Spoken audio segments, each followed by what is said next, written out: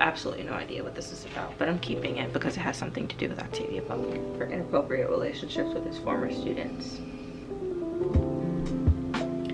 Aquí. Hermosas palabras de compañera de doy que no sirven.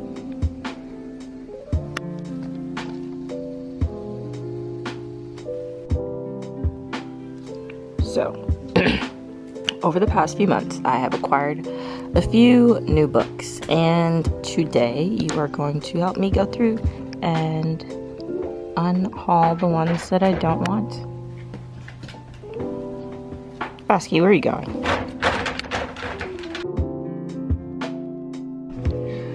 This is hilarious. Oh, sorry, potty pad. Wait, you have to see how small this chair is. This girl just squished her little butt in this chair with me. Okay, this is a little hard for me. This is something that needs to be done. I woke up this morning to very large piles of poop in Bosky's cage, as well as pee. And this is not the first time that this has happened. It happens a few times. And I take her out a few times a day. I think it was because I fed her too much dinner last night. Like, I take full responsibility for that. But, like, the thing is, I wake up and it causes me too much stress to deal with that.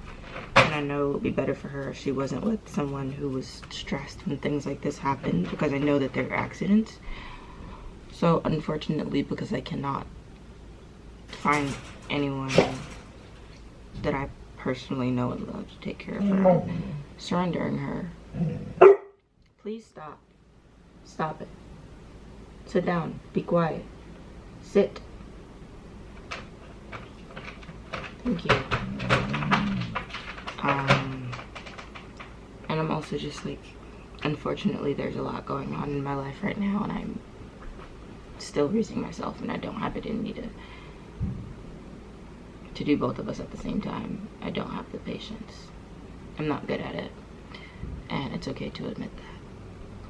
And unfortunately, this may not be the better decision for her, or maybe it is, but it's definitely a good decision for me. So if it's a good decision for me, then I'm willing to bet that it's a good one for her. Because us being together is not working. I love you, Bosky. I do love you. But you'll have a better home somewhere else, I know.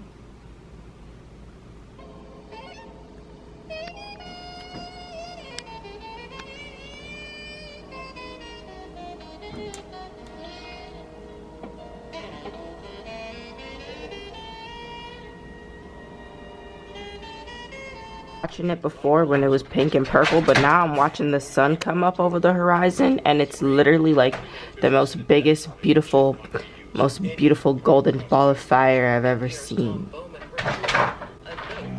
Like, oh my god, forever sunrises will be the best thing to ever grace this planet. Oh my god, it looks so magical! Good morning, and welcome back to my channel. 9 a.m. I think, and so far I've had coffee with a couple of my friends, and I read a few articles. Sister Outsider,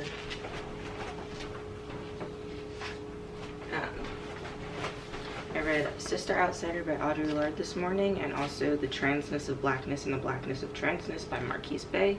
Both of these were referred to me by a friend, and I'm reading them so that we can have a discussion together. So if you're interested in hearing this discussion, we'll be talking about these soon on my channel. If you can see behind me, like right there, there's a huge stack of books. Yeah, it's about 70 books in total. I don't really want to discuss every single book in here because this is a crap ton of books, and I have collected all of these since the beginning of this year, all through free libraries, like the little library that I created, or the other ones that are in my neighborhood.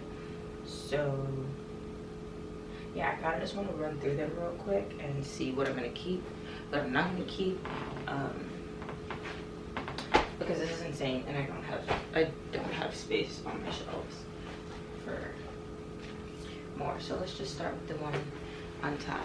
I think this one's probably going to be a keep because I'm intrigued. So all the books that I'm going to keep, I'm going to sort them by genre on the floor, just so that I know where to put them. So that one was fiction. Next we have some David Sedaris. I'm pretty sure I only picked up this book because his name is popular, and I had like 4 books by him before that I had given up, and so I feel like I did something wrong. But it says it's early autumn 1964. 2 straight-A students head off to school when only one of them returns home. I'm into mysteries and thrillers, so I'll hold on to this. I also really like the cover, or the dust jacket. And then that's what the spine looks like. The Sky is the Limit by Stephen Gaines. Also another title that I feel like, I mean author that I heard, name I've heard before. This one is current events in history. Outrageous behavior, outlandish displays of ego, status, hunger, blood feuds, and conspicuous consumption dominate the realm of New York City luxury real estate. The Sky is the Limit offers an ultimate look inside the world of super rich. I like that they mentioned Tommy Hilfiger, because at one point he did own the penthouse on top of the Plaza Hotel. And is it the Plaza? I think that's the one with like the green like orbs. It looks like a castle. And I have been obsessed with that home for so long, and I'm just interested to see what this is going to be about. So this is nonfiction. And we have How to Rig an Election by Alan Raymond with Ian Spiegelman, Confessions of a Republican Operative. I picked this up when I was in my I want to learn more about politics era, because I'm very much detached from the news and current events. Like, I know what's going on, but I choose to detach myself because it's a little bit too depressing. But, you know, you gotta know your enemies. So, not that anybody is my enemy, but I need to know what's going on in the world, and I can't avoid it. It's also not the only reason entirely why I avoid the media, but it's a part of the reason. Anyways, fresh out of grad school, Alan Raymond co-authored Cooked from the Street to the Stove, from Cocaine to Foie Gras with Jeffrey Henderson. Interesting. Still very interested in reading this, so I'm gonna keep it as flat. A Brief History of the 21st Century by Thomas L. Friedman. Okay. And powerfully illuminated by one of our most respected journalists. I do not read the New York Times, but apparently this guy has won 3 Pulitzer Prizes for his work at the New York Times, where he serves as a foreign affairs columnist. He's the author of 3 best-selling books, one from 1989, another from 1999, and another from 2002. And this book came out in, because they're referencing, I want to say this probably came out in like 2005. I'm like, this book must be old, because they said Y2K to 2004, and I'm like, it's 20 years later. The Way to Win by Mark Halpern and John F. Harris. One is a political director of ABC News, and the other is the New York Times best-selling author of The Survivor, Bill Clinton in the White House. In The Way to Win, 2 of the country's most accomplished political reporters explain what separates the victors from the victims in the unforgiving environment of modern presidential campaigns. But also, I'm intrigued. It's called Taking the White House in 2008. Like, I feel like I need to know what happened back then in order to better understand what's happening now. So I'm gonna hold on to it, and I'm gonna start it, and if I can get through like the first 100 pages, then I'll keep going, and if not, then I'll put it away, which means I need to put it on my immediate TBR. This one's called Frank Rich, The Greatest Story Ever Told: The Decline and Fall of Truth from 9/11 to Katrina.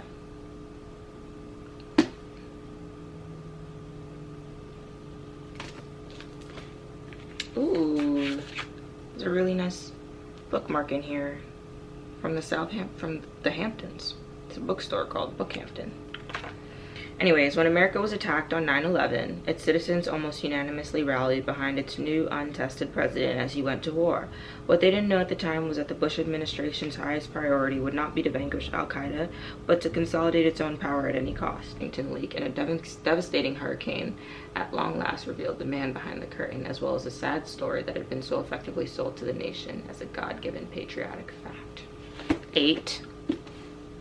Gonna read that for sure. Also gonna add this to my immediately read list. Wow, I honestly have most of these because I love the covers. Eyeball Wars. A novel of .com intrigue. Internet business and fiction. Every decade or so, there comes a book that does more than entertain. It captures the essence of a generation's hopes, dreams, and ambitions. I'm a little interested, but mostly I want to read it because the cover is beautiful and this book is in perfect condition. And it looks like it's never been read before. I really could have just read the back. I didn't realize there was a summary on the back too. But I'm gonna keep this one. Hey, Father's Day, a novel by Philip Gaines.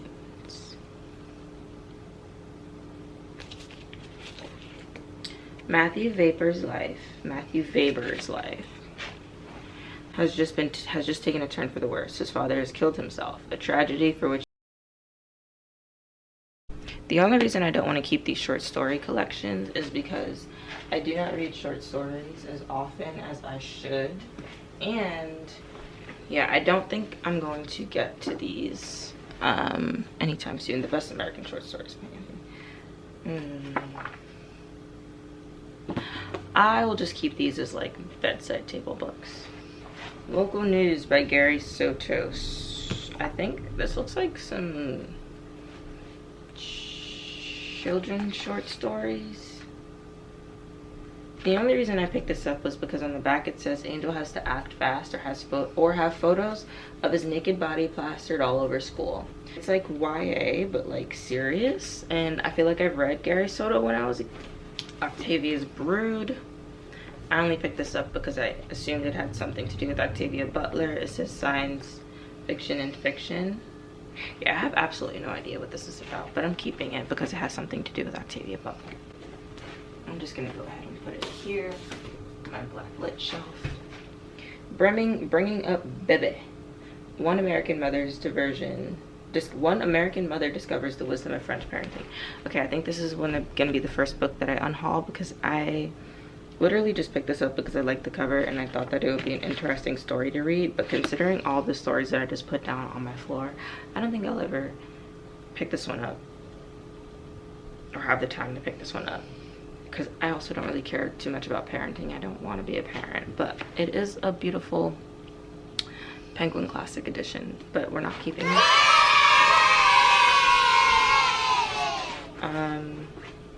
It looks like it's about a white woman on the run.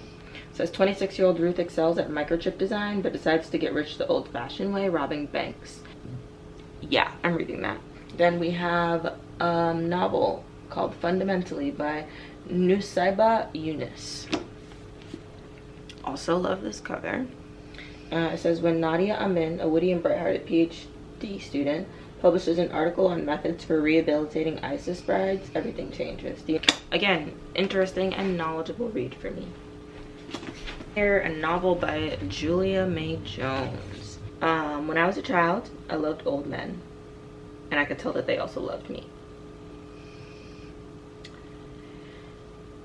And so we meet our deliciously incisive narrator, a popular English professor whose charismatic husband at the same small liberal arts college is under investigation for inappropriate relationships with his former students. I'm already interested. I don't need to read any further. The Driftless Area, another novel by Tom Drury. Again, beautiful cover. Like, need I say more?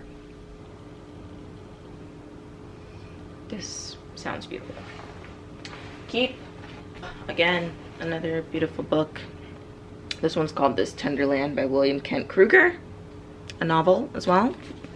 In the summer of 1932, on the banks of Minnesota's Gilead River, Odile Banton is orphaned and confined to the Lincoln Indian Training School. A big-hearted epic. that shows how the magnificent American landscape connects us all, haunts our dreams, and makes us whole. I don't know too much about most of the states outside of New York, and I'm slightly ashamed to admit, but not really, because I'm from New York, so that's just, it is what it is. And I'm excited to read about the terrain of places outside of here, because I don't really know too much about the Midwest, and I have friends from the Midwest, but it would be beautiful to read or to see how it's depicted in literature. Iconics by Italiano Calvino. Truly, I only picked this up because I feel like I've heard a couple booktubers mention this guy's name, and so I feel like it's important in like the scope of all the things that I'm reading to know what the fuck he's talking about. So this is international fiction, and it says it's an enchanting series of stories about the evolution of the universe. During the course of these stories, Calvino toys with continuous creation, the transformation of matter, and the expanding and contracting reaches of space and time. That sounds beautiful. Of common humanity. Key. Extracto de Pedra de Laucra by Alejandra Pizarnik, I think. Traducido by Davis Diniz. Okay, so it's translated by someone named Davis Diniz, but translated from what language to what language? Also, there's a lovely bookmark in here that I will be keeping, because it's like one of those plastic ones. I always wanted one of these. Oh, and it has like a the thing for you to tuck it into your book. Signos en los muros narran la bella lejanía, haz que no muera sin volver a verte. Because I don't know what the fuck is being said in this book, and I literally only took it because it's beautiful, we're gonna unhaul this, keeping the bookmark though. El Molino de Viento y otras novelas cortas by Camilo José Cela. So I don't know what El Molino is, but I know it says in other short novels by Camilo José Cela. I really like this book because if you can see, it's literally like some old torn paper, and it literally feels like it's falling apart. It literally has a spine, but like,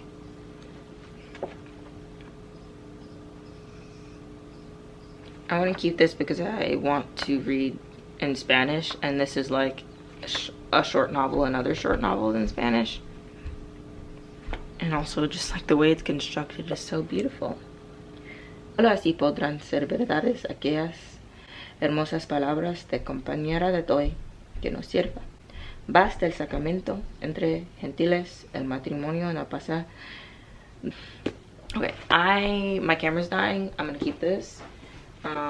Spanish short stories. I'm gonna turn this off, charge it, and then come back and go through the rest of that giant stack with you a bit faster because I'm taking too long.